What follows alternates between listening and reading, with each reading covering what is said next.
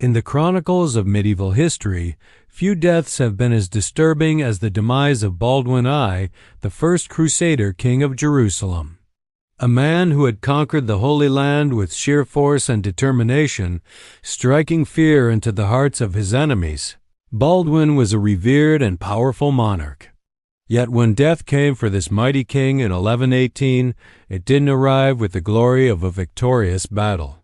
Instead, it came in a way no one could have imagined, with a horrific and painful decline that turned Baldwin into a shadow of his former self, a living shell of a man who would endure unimaginable suffering before his final breath. The year was 1118. Baldwin's kingdom, a precarious foothold in the Levant, was surrounded by tension and conflict. Baldwin ruled from Jerusalem, a city recently reclaimed from Muslim control during the First Crusade. His kingdom was a mosaic of Christian crusaders and Muslim powers, all vying for dominance.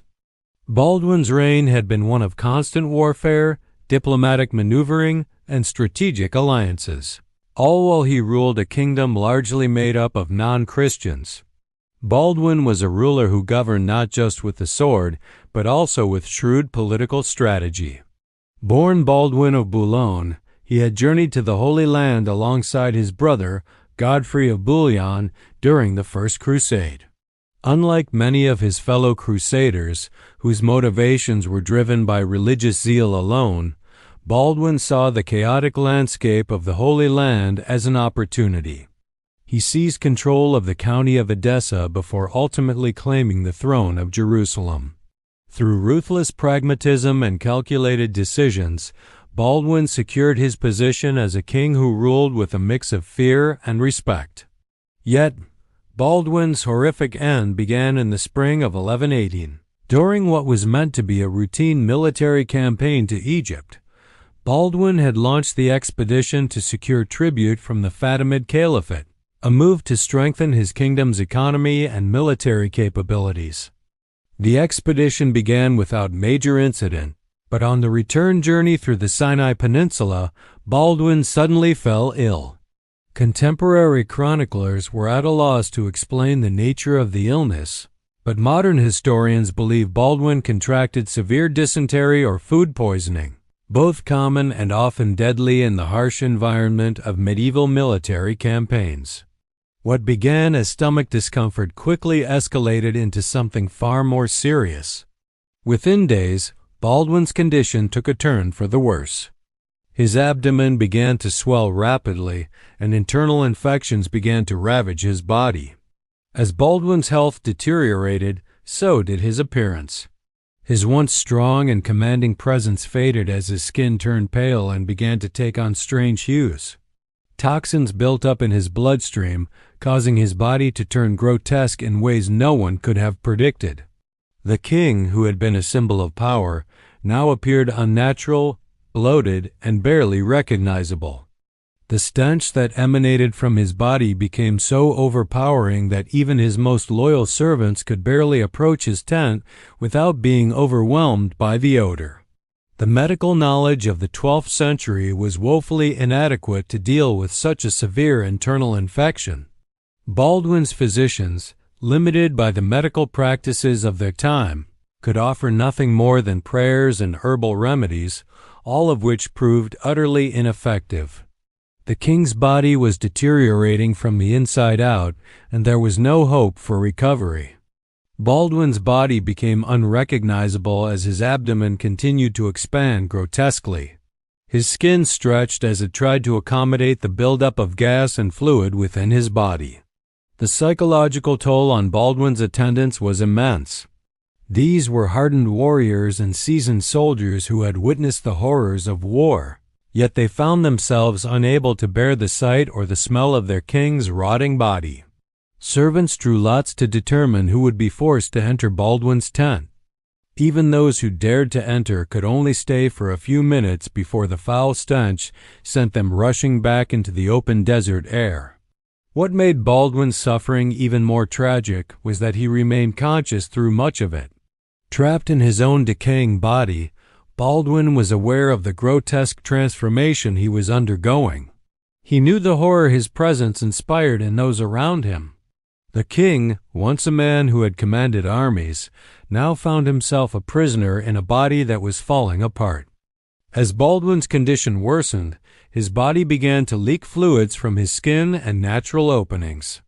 The internal pressure from the accumulating gas and toxins found any available escape route, turning Baldwin into something unnatural, a symbol of corruption and decay. Chroniclers of the time, while maintaining the reserved tone of their era, could not avoid describing the horror of Baldwin's condition. The stench was so overpowering that Baldwin's attendants were forced to set up barriers of fabric and incense to try and contain it. The once mighty king, now a shell of his former self, had become a living reminder of the fragility of life and the inevitability of death. What was once a man of strength had now become a figure of weakness and decay. As Baldwin I's body deteriorated, it became more than just a physical affliction. It was a symbol of the fragility of human existence. The stench of decay surrounded him, so overpowering that even his closest attendants couldn't bear to stay in his presence for long. These were hardened men, warriors who had seen the horrors of battle, yet they found themselves helpless in the face of their king's unimaginable suffering. Baldwin, the once dominant ruler of Jerusalem, had been reduced to a rotting corpse, struggling to hold on to life in a body that no longer resembled the man who had once commanded armies. When Baldwin's death finally came on April 2, 1118, it marked not just the end of a life, but the shocking conclusion to a kingdom's frailty. His body, so thoroughly corrupted by the infection, could not even be buried immediately. The intense desert heat had sped up the decomposition process, causing Baldwin's corpse to deteriorate even further. When the time came to transport him to his final resting place, his remains had to be handled with extreme care to avoid complete dissolution. But even in death, Baldwin continued to horrify those around him. As his body was prepared for burial, the accumulated gases and fluids within Baldwin's corpse created enough pressure that, upon being moved, his body reportedly burst open, releasing a torrent of putrid matter. The scene was so horrific that even the most seasoned gravediggers, those accustomed to the brutality of medieval life and death, were shocked by what they witnessed. Baldwin, a man who had once held the fate of kingdoms in his hands, was now a grotesque spectacle that defied nature itself.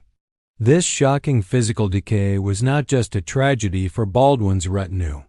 It became a symbolic event that rippled through the Crusader states and beyond.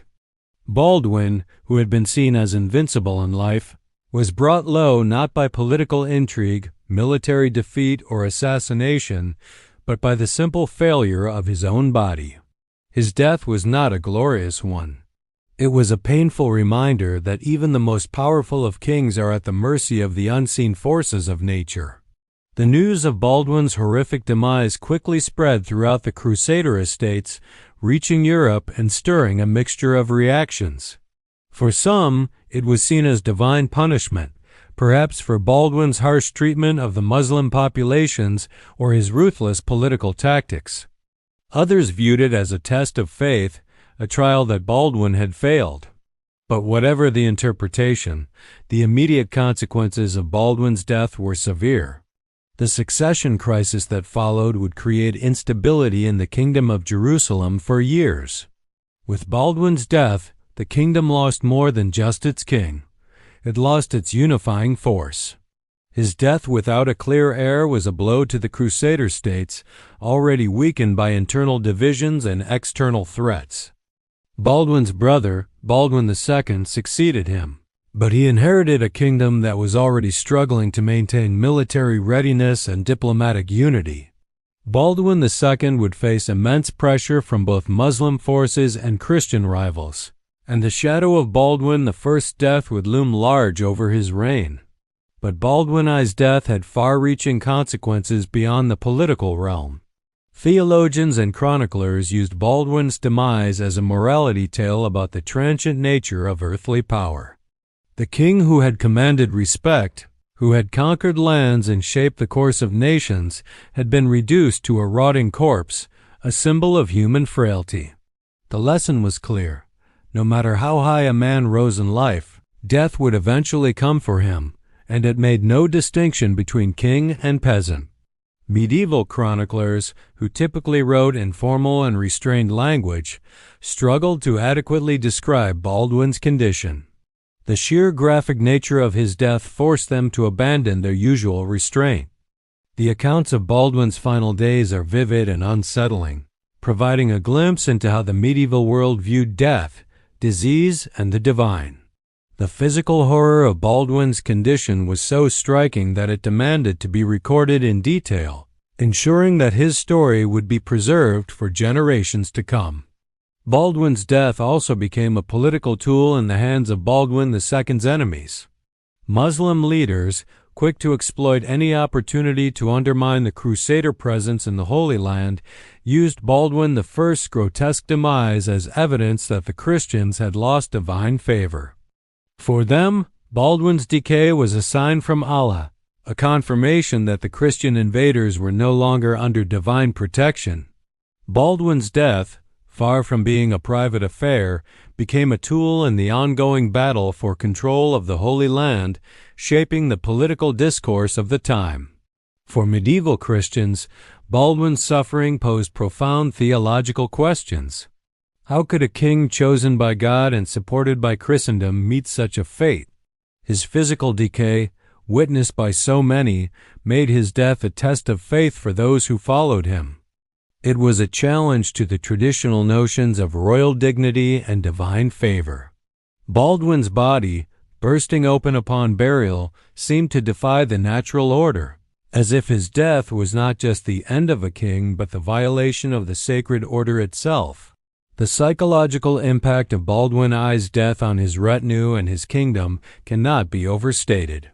Servants, nobles, and soldiers who had once respected Baldwin as a ruler now faced the terrifying reality of human decay. They were left to grapple with the profound truth that the king who had once seemed invincible was now a rotting corpse, a reality that shook their understanding of power, mortality, and divine will. In the end, Baldwin I's death serves as a powerful reminder of the fragility of life. No amount of military prowess, no matter how many kingdoms a man conquers, can protect him from the unseen forces of disease and decay. Baldwin's gruesome end demonstrates how quickly a mighty king can be brought to his knees by forces beyond his control, forces that no sword or crown can defend against.